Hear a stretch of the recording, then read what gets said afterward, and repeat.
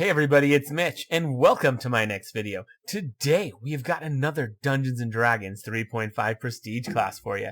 And today, coming at you from the Complete Arcane, we have got the Blood Magus in both pictures there. So, let's talk about the Blood Magus. So, we're going to talk about a few things. We're going to talk about what is the Blood Magus. Then we're going to talk about,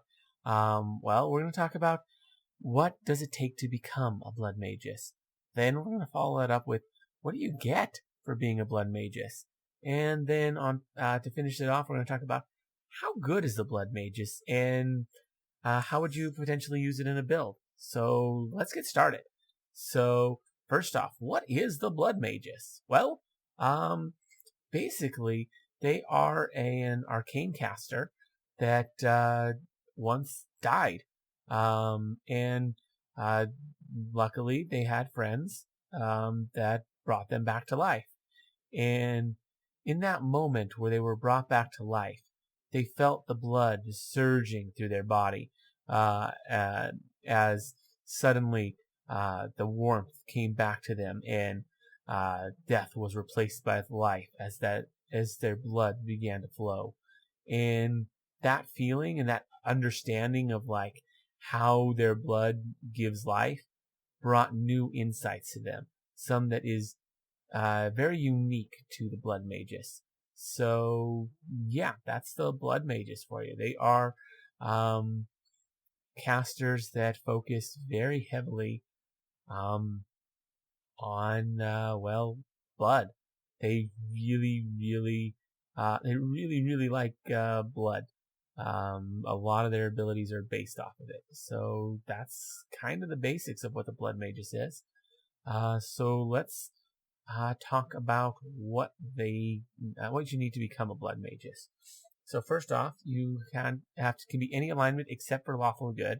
So there is an alignment restriction, but it's really just one alignment that you're not allowed to be. Just not lawful and good. Anything else is fine. So yeah, that's pretty not that restrictive. Great fortitude and toughness are both required.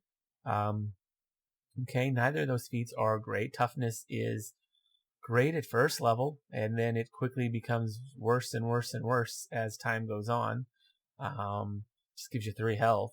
Like at first level, 3 health. Oh, it's amazing. At 20th level, like, yeah, whatever, 3 health. But you know, it is what it is. So you have to have toughness, and toughness is a requirement for a number of prestige classes, although most of them are martial and not like this at all. And great fortitude, just gives a bonus to fortitude saves, which isn't terrible for a caster. I mean, they tend to have bad fortitude saves as it is. It tends to be something of a weakness, so this kind of helps that a little. But those feats are a little bit underpowered, so that is unfortunate. And they have to be able to be a 5th level caster with spells or spell-like abilities. This is Complete Arcane, so it does mention both, mainly because of the Warlock. So yes, a Warlock can be a Blood Magus. You just have to be at least 5th level, and a Warlock actually would be a really good option for this. Let's see. In special, the character must have been killed and then revived. So if you've never died, you can't be a Blood Magus. And if you died and didn't come back, well, you can't be a Blood Magus. You can't be a lot of things if you died and didn't come back. Like, you really have to be alive to take pretty much any prestige class. There's actually only one I can think of that you can take without coming back to life after dying. That one has its own issues. But yeah. That of course is the, I'll remember it eventually. Anyways, so that's what it takes to become a Blood Magus. So yeah, that's, those are the requirements. So let's talk about how to, or what you get for being a Blood Magus. First off, D6 hit dice. That's not bad. That's better than what a wizard or sorcerer gets. So you're going to be a little less squishy because of that. So, okay, that's not bad. Getting your endurance up a little bit. there's actually a few other things they get to make them a little less squishy as well. So nice. They get a bad base attack. Okay, that sucks. But a good fortitude and will save. But bad reflex. So they are a little tougher than other mages, like wizards and sorcerers. So, okay, not bad. And this is one that is more in line with a sorcerer, although wizards absolutely can take it, and so can warlocks. Just thematically, it works better with a sorcerer. Let's see. They get spells per day, so at every spell, at every level other than 5th and 10th, they progress their casting, which is nice. They get a lot of casting progression, so very, very good. 4/5 is nice. Then at first level, they get a few things. They get blood component. Now, blood component will let them do a few things. First, it will let them replace cheap spell components that are less than 1 gold with a drop of their own blood. So that's kind of nice. It kind of replaces the issue components as well as the spell component pouch. You just don't need either of those things. You can just use your own blood. It does do 1 point of damage, but that's not a big deal. Like 1 damage is kind of nothing, especially once you get to a high enough level where you're going to be in this. I guess you can start at 6th, but still. 1 point of damage isn't particularly significant, especially seeing as it's easy enough to heal. But yeah, and it also up your caster level by 1. So it's something you'll probably be using a lot, because that advancement of caster levels, really nice. And there's no limit on how many times you can do this per day. I mean, eventually you'll die from blood loss because you eventually take too much damage, but it's not the end of the world. Yeah, there's plenty of healing to prevent that. Like, it's really easy to stop. Fast healing, regular healing, lots of stuff. Just having a lot of health to the point where you can do this a few hundred times a day before it's an issue. Various ways. Let's see. They also get durable casting. Now, durable casting's a weird one. So let's talk about that for a second. Now, durable casting is, how it works is you spend, it's sort of like DR, but not really. It's DR for casting. It's DR for your concentration checks. So basically, whenever you take damage, and you do take the damage, this is not actual DR. Normally you'd have to make a concentration check in order to cast spells. When taking like continual damage, or if you got hit while attacking, there's various things that can cause that. But basically, for the purposes of the concentration check, they gain DR equal to their caster level. Now, they still take all the damage. All that damage is taken, but you subtract it for the purposes of the concentration check. For purposes of concentration check only, you act as if they had the DR and took less damage than they actually did. So if you're 10 levels in this and you took 10 damage, then you don't have to make a concentration check. If you took 11 damage in 10 levels, then you have to make a concentration check as if you'd taken 1 point. If it was 2 different attacks, each doing 9 damage, you don't have to worry about it because it's separate per attack.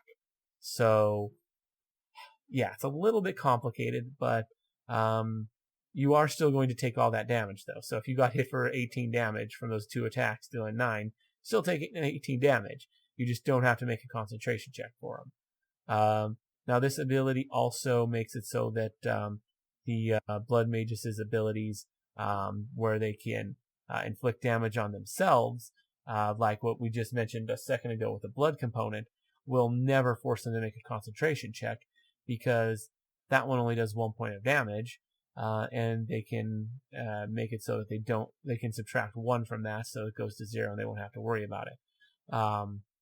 For purposes of concentration only, they still take the damage.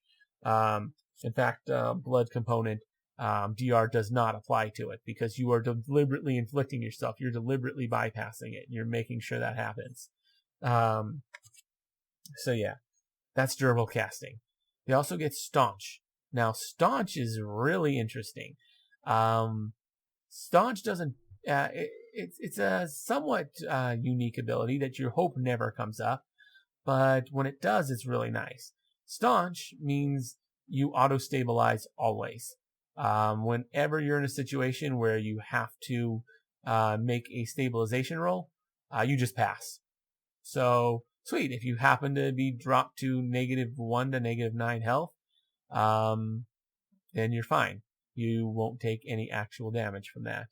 Or not, you won't take any, you will like recover. So you won't take damage because like if you fail stabilization roll, you take a point of damage. So yeah, you remain conscious, you stabilize, like you're fine.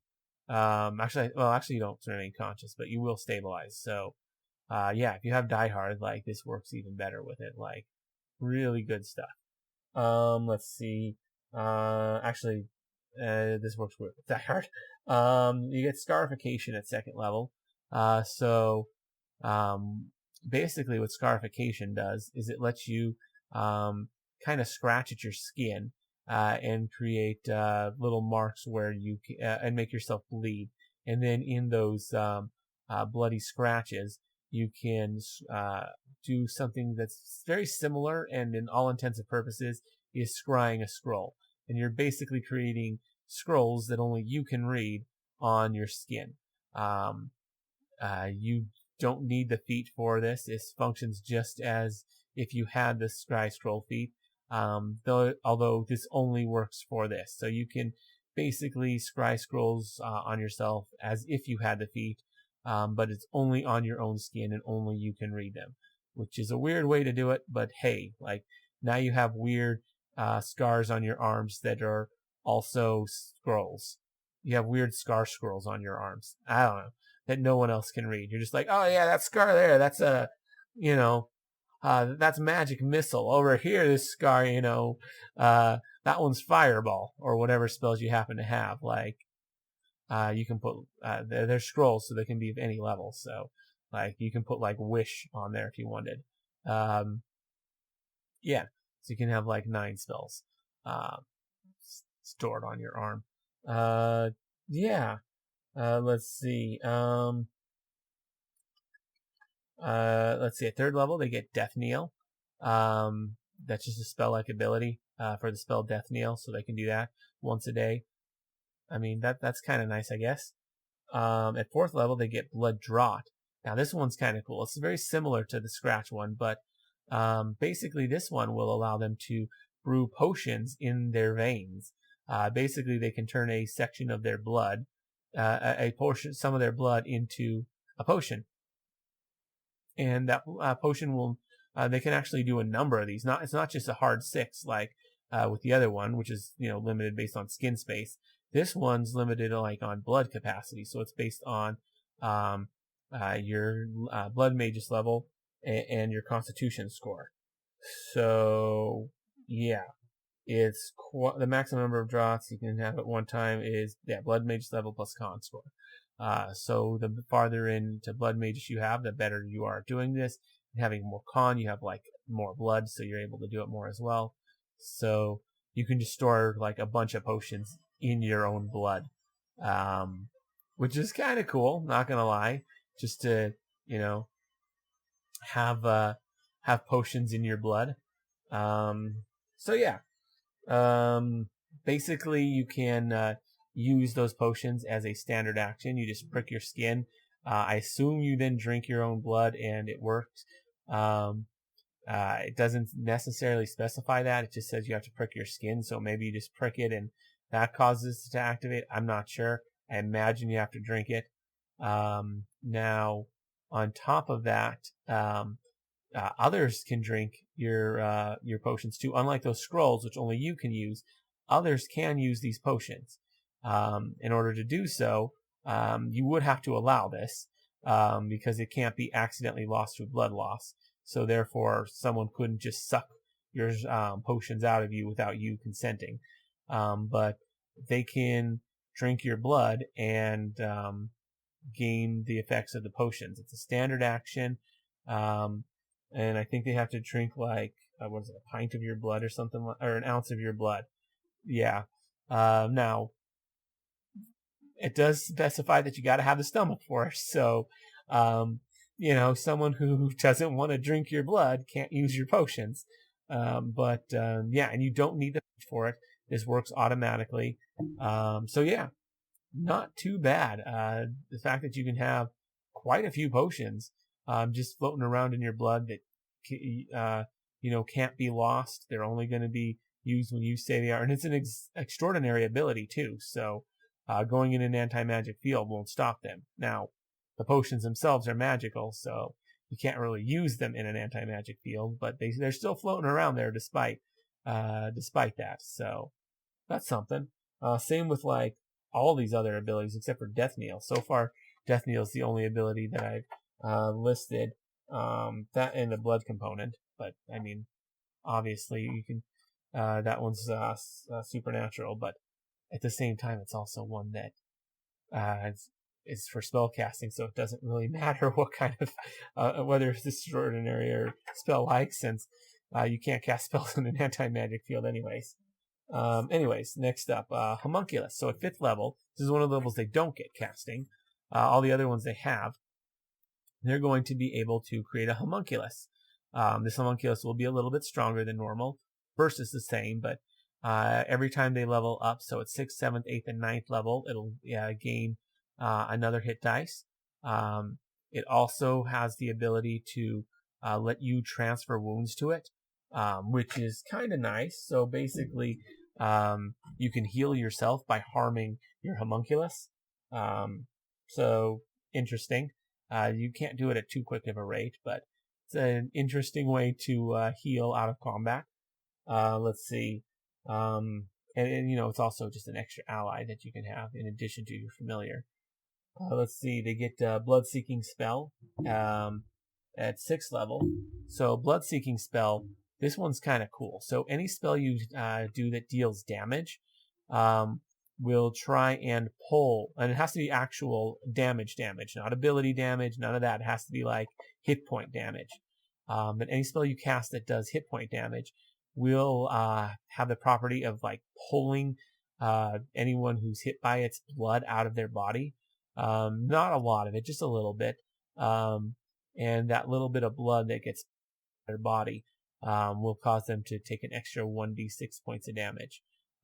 So yeah, that one's kind of nice.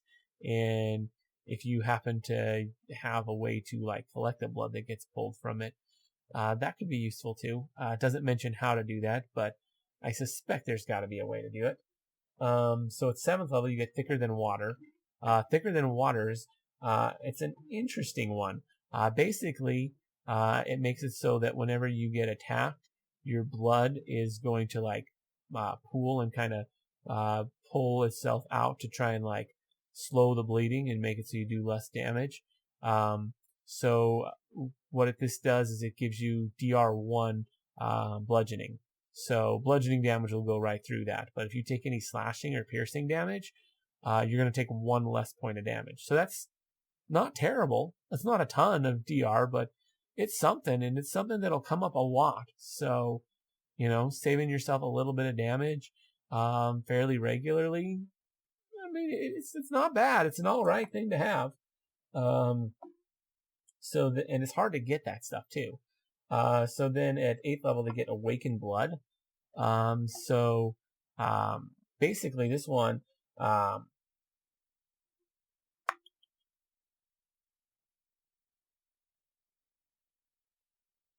yes. I forgot. Sorry, I had to read for a second. This one's really nice. This one will allow you to make a touch attack once per day. It's only once per day, but you do get a chance to do this every day. If you miss your touch attack, you don't lose the attempt. So if you make a touch attack against an opponent, there is no save. There is no spell resistance. This just works because this is a supernatural ability. So there is no resisting this particular one other than the touch attack. And like I say, if you fail it, you can try again. It does not use the attempt. But once you make the touch attack, you basically start pulling the opponent's blood out of their body, causing them to take 10d6 points of damage. Like, that's significant. Oh, sorry, 10d10. Wow. I misread. Woo! That's even more. Not a whole lot more, but that is a significant amount of damage. Yeah, they will be feeling that. That's about 55 points of damage on average. So that'll hurt, especially with no save. Again, it is a touch, but it does work. And it just pulls their blood right out of them. I suppose if it kills them, then it would probably cause the blood to actually burst out of them. Because normally this doesn't actually cause the blood to leave. It just kind of pushes the blood out, and it makes it try to leave, which will cause damage to the organs and stuff. But if you actually kill with this, maybe your DM will put something gruesome in there where the blood actually bursts forth or something. That'd be kind of cool. It's not really in there, but that kind of stuff's always fun for flavor text. Let's see. Infusion. So at 9th level, a blood magus will create a vial of their own blood, a special vial that they do one time. They take it and they just permanently gain 2 constitution. Just a permanent boost to their con score, which is kind of nice. Makes them a bit more tanky. Gives them more health, which they're already more tanky than most casters. So that, between the slightly larger hit die, the better fortitude save, the DR bludgeoning, they've got a number of things that make them more tanky. And now they just get more health on stronger constitution, which gives them more health on top of that. So that's pretty nice. Also, they had to take in toughness, so that made them a little bit tougher. So at 10th level, this is another one where they do not get casting. They get an ability called Bloodwalk. This one is interesting. So basically, what they can do is they can find a creature that has blood, and they can enter into them as a standard action and pop out of any other creature on the same plane, regardless of distance. You don't have to be aware of either of them. You don't have to know who either of them are. Now, even the exit one, you don't even know who you're going to be popping out of. You just say, yeah, I want to go, to this city. I want to go, so many miles in this direction. And you will, pop out at that spot, at the closest spot to that. Or you could just name a city or whatever. You just say where you want to go, and, the Bloodwalk will figure out who the closest what the closest creature with blood that's your size or larger, they do have to be your size or larger, is, and then you just pop out of them, whether they want you to or not. It just happens, and you can pick any square around them. There's no resisting it, at least not for the person you're popping out of. The person you go into, you do, if they do resist, they are entitled to, you making a unarmed touch attack against them, to use that. And if you fail, much like, their, awakened blood, it doesn't use up the ability. But anyways, you go through it, and this is only once per day, unfortunately, but you go in and, you just pop out somewhere else. Yeah, it doesn't do anything to the person that's, you're entering, although they can resist you. The person you're popping out of cannot. In fact, neither takes damage normally. However, if you want, the guy you're coming out of can take damage. The amount that they take is 10d6 points of damage. So a little less than the other ability, but still pretty significant. And this is in a bloody exit. There is some risk to this, though. The big risk to that is that you do have to make yourself a fortitude save or be stunned. And the save is only DC 15, but if you fail that, you are stunned when you exit it. If you make the bloody exit. If you just make the regular one, you're fine. You just pop out. You just pop in, pop out, and use it as a long-range teleportation that you just want. Now, there is a way to designate a specific creature, but that does require you to have a vial of their blood. Otherwise, you cannot designate a specific creature. You just end up going with whatever the closest the closest target to where you desire to go is, and you'll just pop out of them. I suppose if you're going short range, then you can just be like, yeah, the guy that's 5 feet to my right.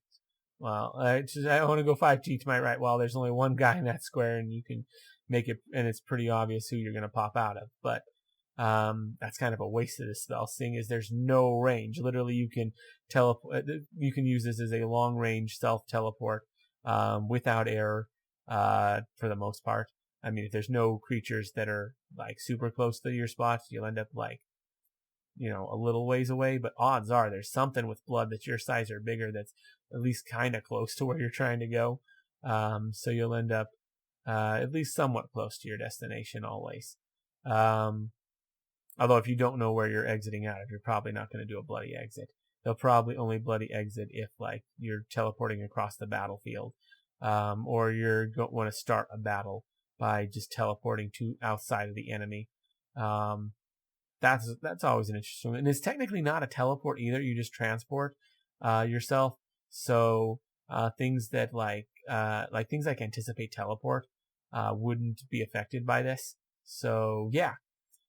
Whew, that's a lot. I've talked a lot about this. So that is what the Blood Magus gets. Now let's talk about how good they are. They're pretty solid, to be honest. They lose 2 levels of casting, but they gain quite a bit for it.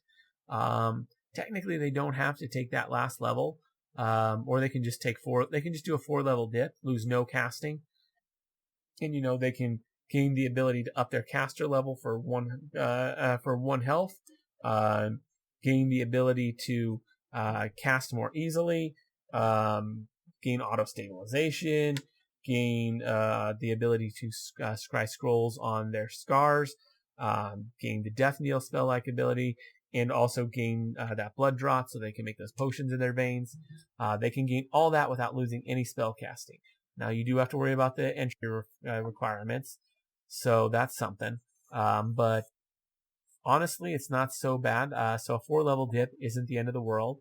An 8-level dip is also not a bad, or it's not an 8. A 9-level dip is not a bad option. You'll lose 1 level of casting, and then you gain everything except for Bloodwalk. Because Bloodwalk is a little bit underpowered, especially for like a proper spellcaster. They probably have a number of teleport abilities, and gaining that extra level of spellcasting is probably worth more than being able to do that once a day. I guess until you hit Epic, maybe you'll grab that once you get deep into Epic and you're just like, yeah, it'd be nice to have this. I'm not gaining anything from I'm not gaining that much from spellcasting levels anyways. So it might not be bad to pick up that last level at Epic. Now, that is to say, unless you're a Warlock. If you got in with Warlock, Warlocks aren't going to have all these teleportation abilities. So Warlocks would actually gain quite a bit from all this. Warlock would actually be a really good entry class for this. Although really any of them would work. Any sort of arcane caster. The big thing is they will have to have died once, at least once, and then be brought back to life. If your character has never died, then you are not eligible to be a Blood Magus. That's just how it is. Could you cheese it? Yeah, suppose you could. Suppose if you really wanted to be a Blood Magus, you could just stand there and let your party kill you, and then have the cleric hit you with Revivify like immediately after, and bring you back to life like seconds after you die. So you're only dead for like a second. I suppose that works. Technically, that would meet the entry requirement. It's a little bit of a cheap way to do it, but technically would be allowed. So yeah, once you get to high level, there's definitely some ways in, but you do have to die first. Plus, you have to get those feats, toughness and improved fortitude. So they are what they are. Those are own concentration 4 ranks, but you're gonna want 4 ranks. You're gonna want that concentration anyways. Actually, you'll want it less for this than most casters, but still, like, it's still a really, really good one to have. Yeah. So that's it for the Blood Magus. Let me know what you guys think down in the comments below. I always love hearing from you guys. If you enjoyed the video, consider giving it a like. Maybe subscribe to the channel for more D&D 3.5 content. I do one of these on every single class, race, and prestige class in Dungeons & Dragons 3.5. So ring that notification bell so you never miss out on a video. Anyways, as always, I'm Mitch, and I'll be seeing you